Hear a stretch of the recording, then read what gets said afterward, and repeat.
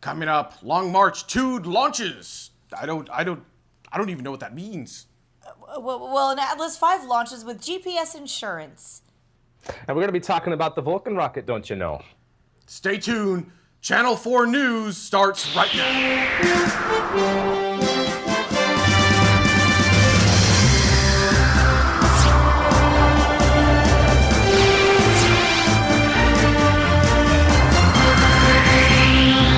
Welcome to Channel 4 News. I'm Ron Burgundy.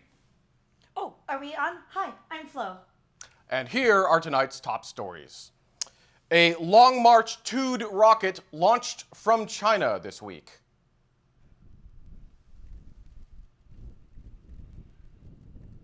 Boy, that sure is pretty. Look at that go. That launched on Monday, October 26th at 7:10 Utuk time.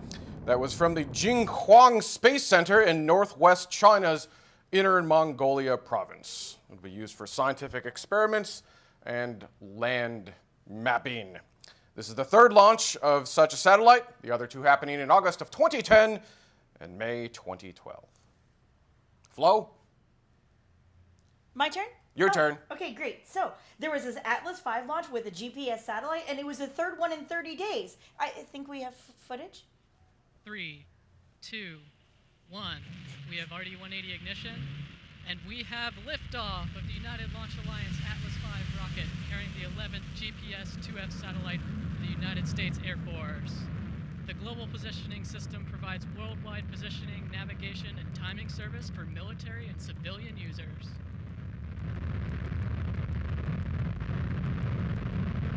Okay, well, he took all my lines, but this is the 12th and the final satellite in the IIF series to set launch from the Cape, the 12th one will be launching from the Cape on February 3rd, 2016. This happened at 1613 UTC from Cape Canaveral Air Force Station.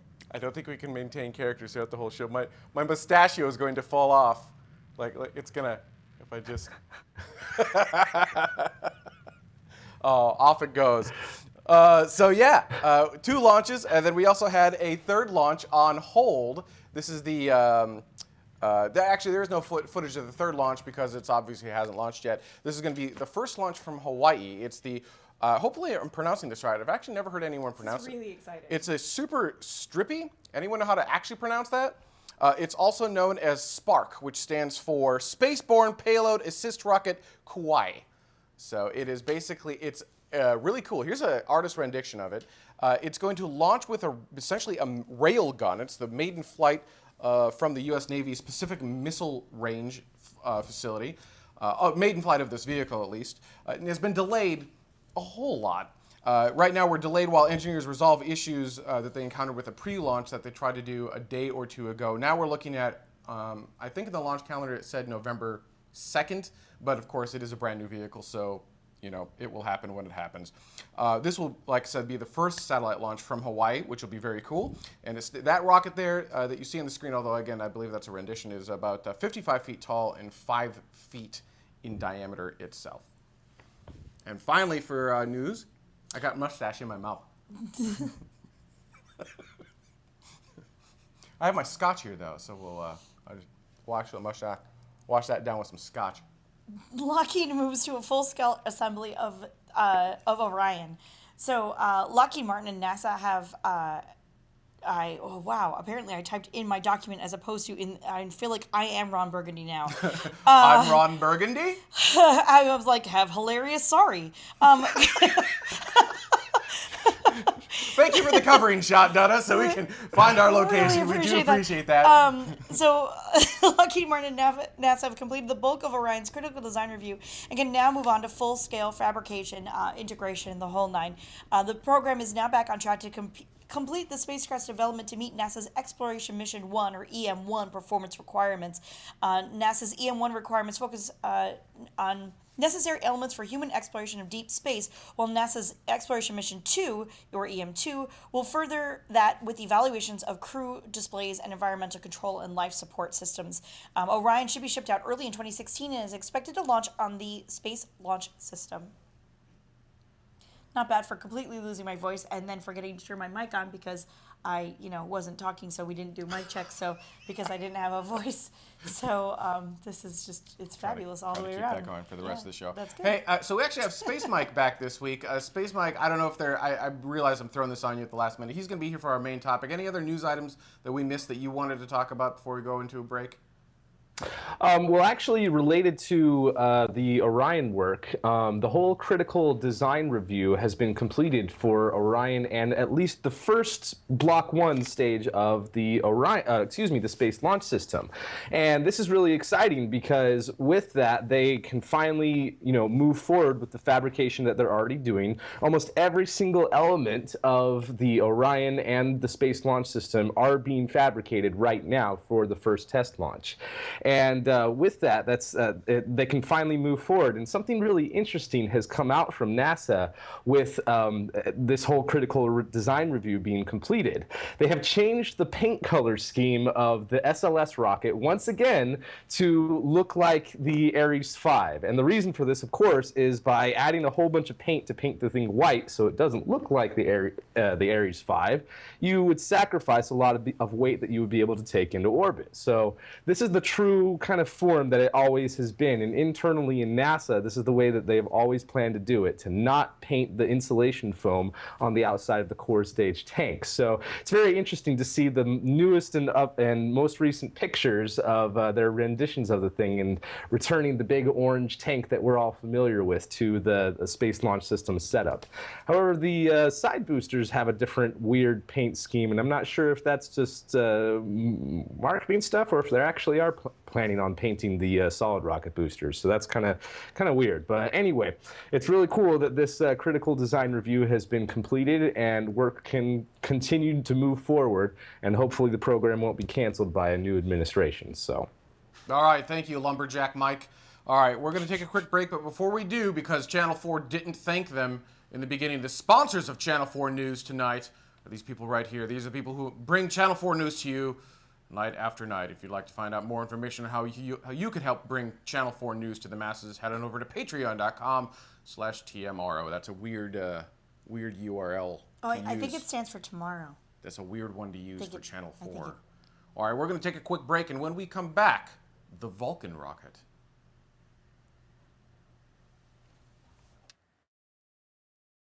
Look into her face, determination in her eyes. She won't give up or quit or fall for little fashion lies. Filled with some expectation, this girl's a fascination. And nothing in her way will keep her from her destination. 'Cause she's fire walking, she's fire walking. When it's hot, she keeps on moving, 'cause the heat keeps on improving. Yeah, she's fire walking, she's fire walking to be free. And welcome back to Channel 4 News. Now, before we get started with our main topic, a huge shout out to all of the patrons of Channel 4 News who helped to make this show happen. These are people who've contributed $5 or more to this specific segment. You can find out more information on how you contribute to Channel 4 News over at patreon.com/Channel4News or TMRO. All right, let's go ahead and get started with our main topic. Joining us once again is a lumberjack from Minnesota named Mike. Mike, welcome back. Tell us a little bit about the Vulcan Rocket. I think we've talked about it a little bit before. We're over here now.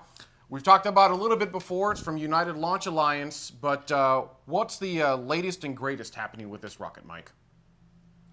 Well, don't you know, the Vulcan rocket has been worked on by United Launch Alliance for quite some time now. At least they've been planning on making some sort of adjustment like this for a while, so this is a pretty cool thing. With this, it's going to be the same size diameter as the Delta IV rocket instead of the Atlas V, which is slightly smaller. And the Vulcan rocket is going to have anywhere from 1 to 6 solid rocket strap-on boosters to increase the payload depending on what the payload is. And with this, they announced a partnership with Blue Origin back in September of 2014, where they would be using Blue Origin's BE-4 methane rocket engines to power the first stage of this rocket, the Vulcan rocket. And they are still kind of using Aerojet Rocketdyne as a backup because Aerojet Rocketdyne is also building the AR-1 engine. And the reason for going for either one of these companies is because now United Launch Alliance is banned from purchasing any new RD-180 engines from Russia due to the sanctions. And because of that, they have to have a replacement in order to be flying this new rocket, don't you know? And with this, there is a lot of different work that has been going on this. United Launch Alliance has been trying to get exemptions so that they can get just a couple of more RD-180 engines to continue out their launch manifest on the Atlas V. But if that's not good, so far they keep getting shut down every time they ask for an exemption to get just a couple of more. And in the most recent round of competitions to launch national security payloads, they are not going to be able to compete in some of those because of this restriction on purchasing more RD-180 engines. There is a chance that BE-4s from Blue Origin or the AR-1 from Aerojet Rocketdyne could be used on Atlas V, but there are no official plans to do that as of this point. In any case, whichever engine that United Launch Alliance chooses to go with, they will make that selection next year in 2016. So with this, it's going to be rolled out incrementally, and they're going to be first off using the Centaur stage that they're using as the upper stage on the Atlas V right now, until they come up with a more advanced version of the upper stage. This is called their ACES stage, and it's actually going to be really similar to the first upper stage that's going to be used on the Space Launch System, called the interim cryogenic upper stage. So there's a lot of really cool technology work that is going to be dual use for these two upper stages, and United Launch Alliance will be continuing to use that on the Vulcan rocket after some of that technology is used on the first couple of Block 1 launches of the SLS, the Space Launch System. So there's lots of really cool work there. However, United Launch Alliance also wants to recover, or partially recover, part of the rocket. What they want to do is they want to have the engine separate from the core stage after it's used and be able to have a parafoil and an inflatable heat shield so that those engines can re-enter the atmosphere and essentially glide until a helicopter can capture it mid-air and bring it back to a site somewhere where they can refurbish it and use it again. And that's a really cool idea, but in my opinion, if money wasn't an issue, it would be really awesome to have a fleet of helicopters in lots of different positions for redundancy, depending on where it re-enters and if they have any sort of problems with it going off course due to aerodynamic forces. There's so many different factors, so it'd be cool to have a fleet instead of just one, hopefully being able to catch the thing at just the right time. But that's pretty much the Vulcan rocket in a nutshell, as far as I know. A couple interesting things about the Vulcan, though. One, it's actually not a surefire thing that United Launch Alliance will be building it. The rocket itself is approved from the parent companies Lockheed Martin and Boeing quarter after quarter. So it has to show good positive results each quarter, or either company can then kill the Vulcan rocket at that point in time. So that's one interesting factoid. Sure, not that they would want to, though. Not that they would want to, but they could. It's not like the Space Launch System. Well, that's not a very good example either. But it's not like an existing rocket out there that is like, look, we're building this. This is going to happen for sure. Right. It's we think we're going to do this. We'll find out more as we get further down the road. Right. All right. Okay, that's fine. So there's that part. The second part is you mentioned the reusability of Vulcan, which is they're going to jettison the power plant, all the engines on the vehicle, and then pick it up with a helicopter. But there are not very many helicopters capable of lifting that amount of weight. In fact, I think there are only 2, and they have not actually announced which helicopter they're going to use. So that actually could make it slightly more complicated for the recovery efforts, trying to figure out what vehicle can actually lift that much weight, or not just lift, but capture it in the sky and then bring it back down. Reusability is kind of an interesting thing. Everyone's kind of, we talked last week about reusability on the show. Wait, really quickly. Is Jared on vacation and then in our chat room? Be on vacation, man. And Jared Head says in the chat room, engines are the most expensive bit, so it makes sense to try and recover those. Yeah, and I was just going to talk to that, which is there's a difference between reusability and rapid reusability. Mm-hmm. So jettisoning the engines and then having to put them into an entire new tank, basically disassembling them and figuring out whether they work, that certainly feels a lot more like what the space shuttle kind of did. Sure. I mean, it's obviously different, but from a usability standpoint, it feels more like space shuttle. And I'm not actually sure we're going to save money by doing that. Maybe? I mean, it seems like they're doing reusability for the sake of doing reusability because everyone else says you got to do reusability, but it's not just reusability, it's rapid reusability, right? Look at what Mass and Space Systems is doing. They're launching their vehicle 4, 5, 6 times a day. Right, rapid reusability is the way to go because it's the thing that makes the most sense. But still, if you're trying to cut costs and if you're a big company or two big companies and you're trying to say that you're trying to cut costs on things or reusing, what was it? It's reusing part of Atlas, part of using the Centaur upper stage, all of these different things, right? So The you're tooling reusing that builds the Delta IV can be used to build the Vulcan and all that sort of stuff. Exactly. And then you get the engines back, the most expensive part. Then, in theory, launch cost should come down. Just simply based on that. I mean, you're Frankensteining it together a wee bit, but other than that. If you can get your production rate up, right? This is the same problem we have with Space Shuttle, right? They need to get their launch rate up in order to keep the costs Right, down. but if you're using the same parts over and over again, or the same kinds of parts for different things, right? If you're suddenly becoming Lego, right? So Sure. you just build a bunch of different Lego blocks, and then you can just piece them together however you like. Right? It's 3 of these for this rocket, but it's only 2 of them for that rocket. We take this part from this rocket and put it over into that rocket. Should there ever be an instance where they come across a bad batch of things, in theory, they should just be able to take it off of this rocket and put it onto that. You know what I'm saying? Like, the more you can become that block-like, really. Isn't that what they have already with Atlas and Delta, right? I mean, you got all these different 401, you have these different configurations where you can just kind of piece it all together, like however you want, like a Lego kit. And Vulcan will be the same way, how they have all these different configurations. And assuming that United Launch Alliance is going to be the one building this, then once they retire the Atlas and Delta family, because they're going to do, I think, 1 or 2 more Delta II launches and then retire that one and then retire Delta IV. If Vulcan is the only rocket they're building, then they will have their production rate up. Instead of it being spread across a couple of different rockets, it'll all be for the same one, regardless if there's different configurations of that rocket. So your point there, Flo, might actually come to pass. Oh, and Chris Radcliffe, thank you. Chris Radcliffe in the chat room says, maybe it's so they can use the same set of RD-180s forever and never have to buy more. I mean, that's another point, is that if you can still reuse the engines, if you can refurbish them and reuse them, then you're not purchasing more, and your launch costs simply because of that go down. But the Vulcan doesn't use the RD-180s, No, right? but Vulcan's BE-4 engines, which Yeah. is the methane-powered engine from Blue Origin. Well, the BE-4 right, and Vulcan might do the BE-4 or the AR-1s, but that decision's not till 2016 in theory. They seem to really be pushing for Mike, do you know why they're pushing so hard for the BE-4 engine as opposed to the Rocketdyne engine? As far as I know, I'm sure that Blue Origin has a lot of secret information that they have shared with United Launch Alliance to be like, hey, even though we don't have a fully operational BE-4 engine, here's all the information that we have from our 1, 2, and 3 engines, and pretty much prove that we can do this. We can have. It's supposed to be slightly more powerful than the RD-1 engines if it has 2 engines in the configuration.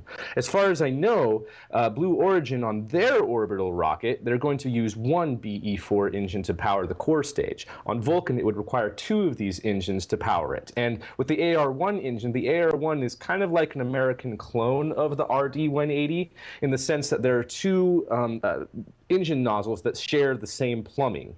And that is what the AR-1 engine is. It's 2 engine nozzles that share the same plumbing, whereas with the BE-4s, they would have to integrate 2 engines, kind of like they do on the Antares rocket, where they're integrating 2 of the NK-33 engines, the Aerojet refurbished ones.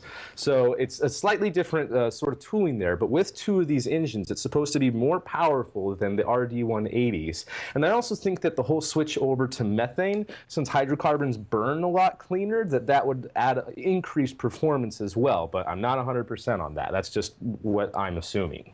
So what are the main advantages of Vulcan at this point over, say, Atlas and Delta? Why get rid of Atlas and Delta and move purely to Vulcan? Down the road, right? I mean, they're going to concurrently fly, but the goal here is to merge everything into Vulcan. And as we brought up on the last show that I was on with you guys, by retiring the Atlas and Delta rockets and kind of stop using all of the different launch pads and just use 2 of the launch pads that United Launch Alliance, out of, I believe it's 4 or 5 launch pads that they are using right now in total, that will cut down the costs a lot. And by having just 1 rocket, they'll be able to cut down on all the costs of their manufacturing if they just need just 1 set of tooling for this stuff, and can get rid of some of the tooling from Atlas V and Delta IV, using the best of what they need by consolidating all the different manufacturing processes and stuff that they need in order to do it, plus all the operating costs of maintaining all these different launch pads. They're going to be able to bring costs down from that. And the whole point of this is to be able to compete with SpaceX and Europe and even now India and everyone else who has cheaper rockets than United Launch Alliance. So is EOR, I'm going to actually take the opposite opinion. EOR 3061 in the chat room says, get rid of Delta because it's very uneconomical. Wasn't the reason Delta is uneconomical is because they don't fly it very often. They choose to fly Atlas, and so they've got a bigger, better, more streamlined production line for Atlas. Choosing or not choosing, it also depends on the payload. Atlas is smaller than Delta. I mean, and which Delta? 4, heavy, 2? There's a bunch of different Deltas. That's not even remotely fair to say. So Delta 2 is retired essentially. So let's assume Delta 4, right? Sure. You've got, just like Atlas, you have different configurations of Delta. So we've got the Vulcan. Valid argument, moving down to 1 launch pad, 1 launcher, more economical sense. But you know what? I can do the same thing without building a new rocket. I can get rid of the Atlas. Sure, except that you can configure Vulcan to be as powerful as an Atlas or more powerful than an Atlas, but still not as powerful as a Delta. No, I think Vulcan gets more powerful than a Delta 4 Heavy. It goes through the whole. Not according to my research, unless I'm wrong. Oh, all right. 1 to 6 boosters, and it's not as big and bad as a Delta Heavy. Was my understanding. I could be wrong. I think you're right on that. With the six solid boosters, it's not quite as good as a Delta Heavy, but it's better than the Delta Medium or Delta Plus 4. I forget all the different configurations of Delta, but it's not quite as strong as the 2 liquid cores that Delta Heavy has. So, then again, they might have a Vulcan Heavy configuration in the future. This is still, in the planning stage. So then again, I ask, why build the Vulcan at all? Why not just keep Delta? I mean, Delta can do then everything Vulcan can do, and then apparently some more. So. But do you need as big of a heavy? You don't. Don't fly it in heavy. Fly it in a smaller config. I guess. Right. So fly the smaller Deltas. Get rid of the second launch pads for Atlas. That gets rid of your engine issue. Now you've got hopefully you'd have to streamline manufacturing on Delta, right? So the part of the problem with Delta is it's so flipping expensive. So you need to run it more like Atlas and get those costs down, but you already have a working, usable rocket, I guess is my point. So what is the advantage? And maybe we don't know. I guess I'm asking the question, and I hereby ask the community, what is the advantage of Vulcan over Delta, right? So you look at all these different things and you say, hey, Air Force is yelling, saying we want multiple providers. Why not just use Delta? Go ahead, Tim. Who builds portions of the Vulcan? Because it isn't Atlas. I think Lockheed Martin and Delta is Boeing. So they're each building one complete vehicle by themselves. Is Vulcan shared? The production of Vulcan shared between Lockheed Martin and Boeing? I'd imagine that's what it sounds like. Both companies are putting just a little bit into creating one vehicle, as opposed to Boeing creating all of a Delta or Lockheed creating all of an Atlas. Right. Yeah. No, I think that's true because I feel like I'll have to find it. So the ultimate goal here is to make sure that both mommy and daddy get a little bit of the paycheck. To a certain right. extent. So you're putting the efforts of both companies into making one thing, as opposed to each company making their own. And if you killed Atlas, for example, then Boeing is the only one making rockets. Then why would Lockheed Martin want to be in ULA? Now, I'm going to derail the conversation for a moment, Tim. Go back to your camera. So you also have your costume on. You have a there you go. Yep. All right. So you got to yeah. So what are you?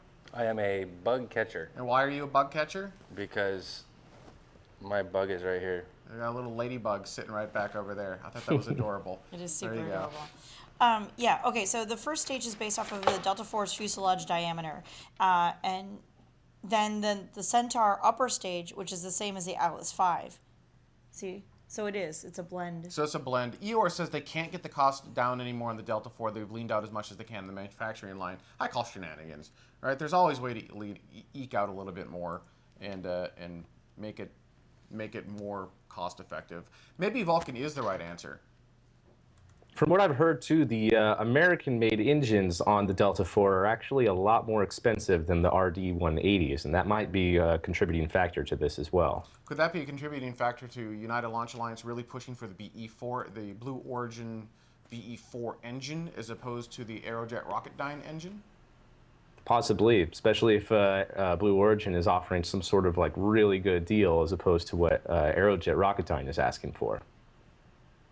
Interesting. Tim? And that does answer the question of why Vulcan, but that doesn't answer the question of why reusability. Actually, yes. Why are they doing that? Why are they jettisoning the engines? Because I look at this and I don't think reusability. I think refurbishability. Because I think, like in any industry, it's exactly like. I'm trying to think of a really good example, and I can't at the moment. But it's like any sort of aging industry or anyone who's aging inside of their own industry, right? It's just like Aerosmith saying that they're going to come up with a rap album or a hip hop album, right? Like that sounds terrible. But right, I mean, like they may have done it in the past and kind of did it okay, but then they're only they're known more for rock. But now everyone's saying, oh, but hip hop's the new thing, or rap is the new thing, or whatever, and they're like, oh well, I'm sure we could probably dabble in that again too.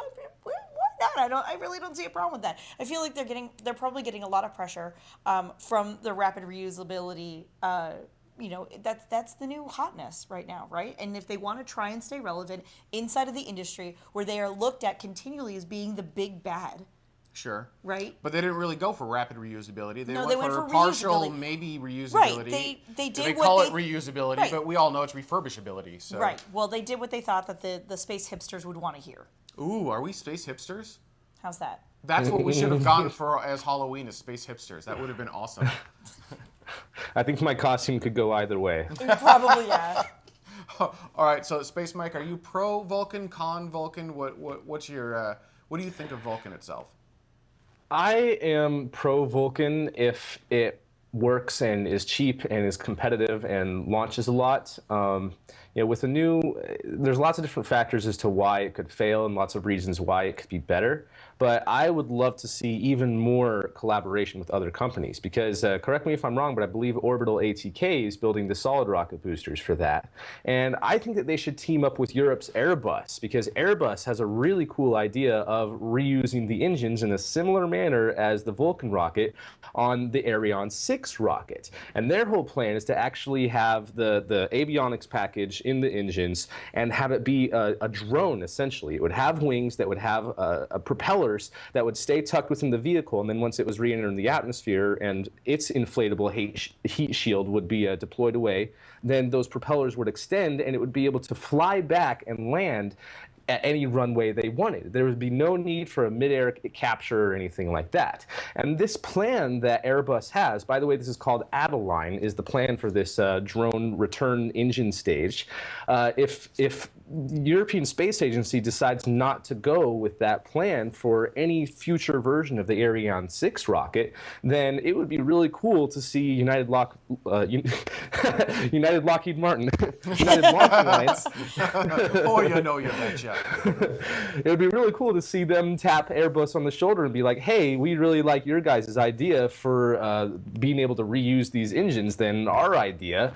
Because just like you brought up, there might not be a helicopter that is able to carry that sort of weight and catch that sort of weight, especially if they're are not going to use parachutes to help slow it down even more. So it might be a really cool idea if Europe doesn't decide to use that plan on Ariane 6 to use that for the Vulcan. Anyway, just thinking out loud if this was a perfect world. So you're giving ULA the idea. There you go. They can have it for free. Dutta, your opinion on Vulcan? Yay, nay, or otherwise? It makes sense to me to combine manufacturing efforts in order to be able to streamline the rocket industry that both companies are jointly involved in via their association with ULA. I don't think they're going about the reusability or refurbishability the right way. If I'm not, I'd have to look up the success rate of mid-air captures from satellites back in the 60s. I don't think it was all that great. Yeah, it worked sometimes, maybe even most of the time, but there was still a significant loss to that. And I think as they develop this, they're going to have a significant number of losses going into it until they get good, just like SpaceX with their trying to recover and land a rocket. You know, you got to figure out how to do it because you're not the ones that did it before. I just don't think that's necessarily the right way or the most efficient way to go about it. Flo? Yeah, I mean, I think ULA in general is kind of a weird thing. I do. It was born out of weirdness. No, but I don't see why it continues, I guess. It seems to me that, pardon me, that if one company wants to build a rocket, another company wants to build a rocket, they should just build their own rocket. Oh, there are legal reasons why they were formed. Sure, right. But you understand what I'm saying. Like, I feel like, I don't know. This is where they need the name your price tool. Name your Yes. price tool. Yeah. They need rocket insurance. Can you provide rocket insurance, Flo? Actually, we can now. The business is zooming. That is a You have a satellite and rocket bundle? Is that a cat rocket bundle? So I'm actually not anti-Vulcan. I actually think it is an interesting idea. I do think they need to streamline down to one usable vehicle. I'm not sure I agree with how they got to Vulcan, but I would actually, more than anything else, I'm interested to see those BE-4 engines go. I don't believe in their reusability at all. I think that they are wasting time on that whole plan that they have. Either do rapid reusability or make it expendable. Don't do this weird in-between thing. So I think they should just make it expendable, but do everything they can to get their expendable launch costs down. And that's where I think Vulcan would be pretty interesting. Now the question to you, the community, is what do you think of Vulcan? Does it make sense to you? What do you think of their reusability plan? Jettisoning the engines and only recovering the engines and dumping everything else in the ocean. What do you think of the rocket itself? Do you think it's a good idea, a bad idea? Do you think they should just simply maintain Atlas with a new engine made in the US? Should they instead maintain Delta as it is without huge changes? What do you think ULA should do? Leave your comments on YouTube, Facebook, Twitter, wherever you like on any of our social media channels. All right, we're going to take a quick break, and when we come back, comments from our last week's show. Stay tuned. Channel 4 News returns in just a moment.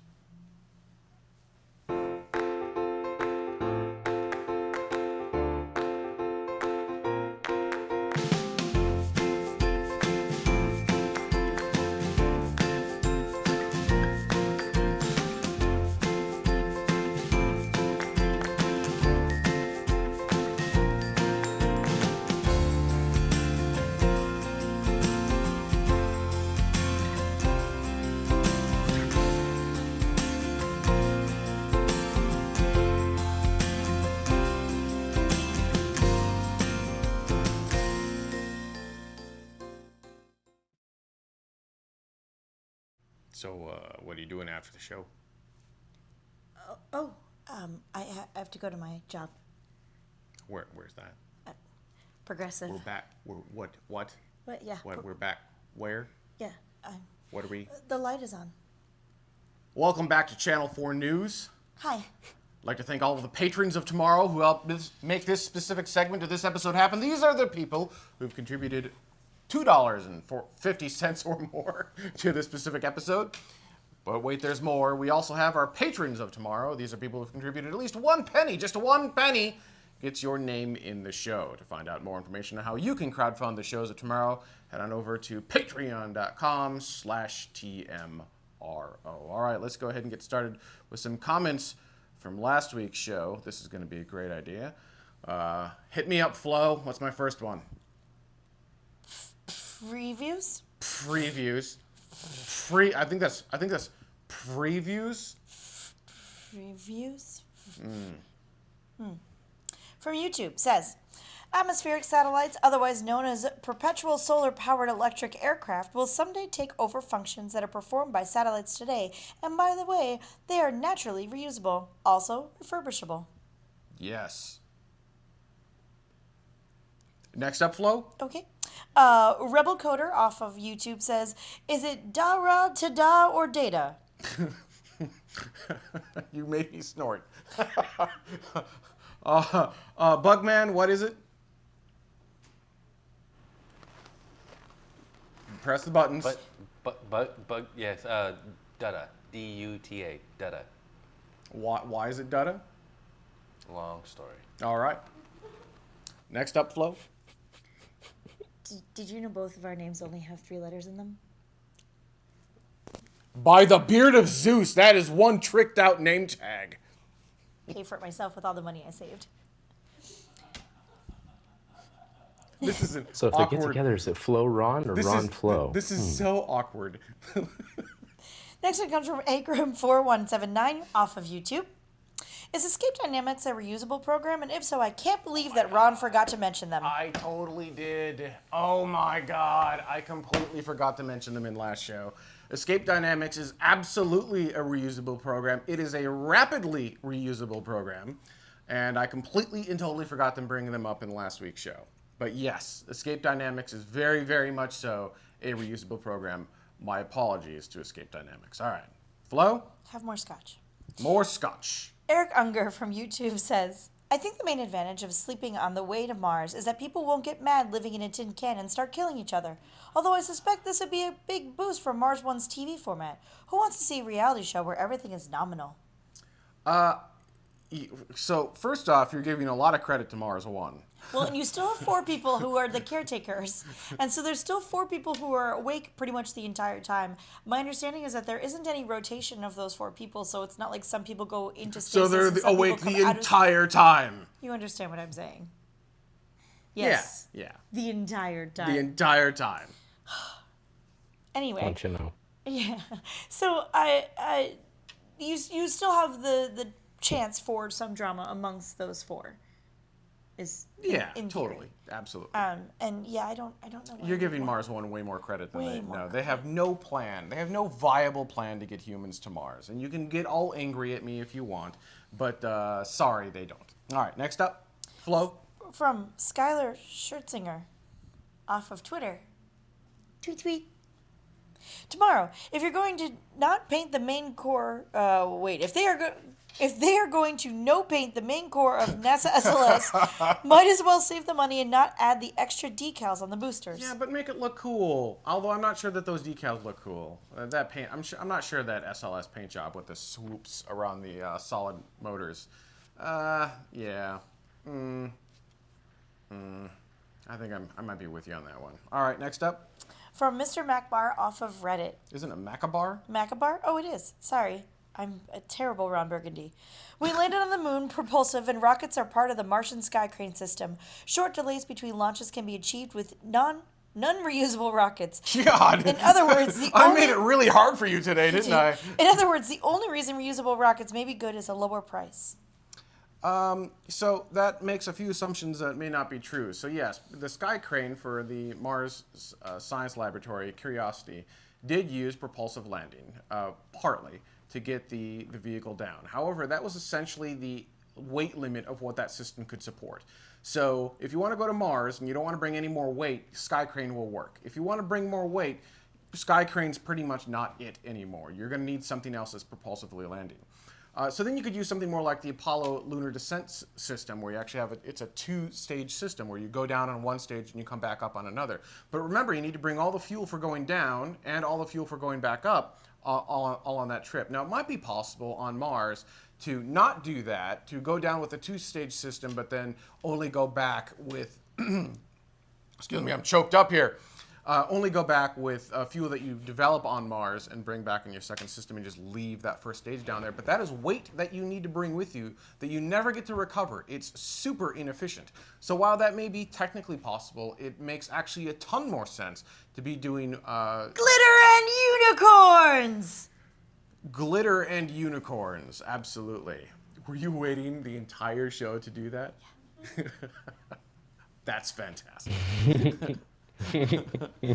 Mike, your opinion on so the point of this is going to my comment of learning rapid reusability and propulsive landing is also all the same stuff that we're going to need to learn to land massive amounts of humans on Mars or even the moon. These are the same techniques we're going to learn. Your thoughts?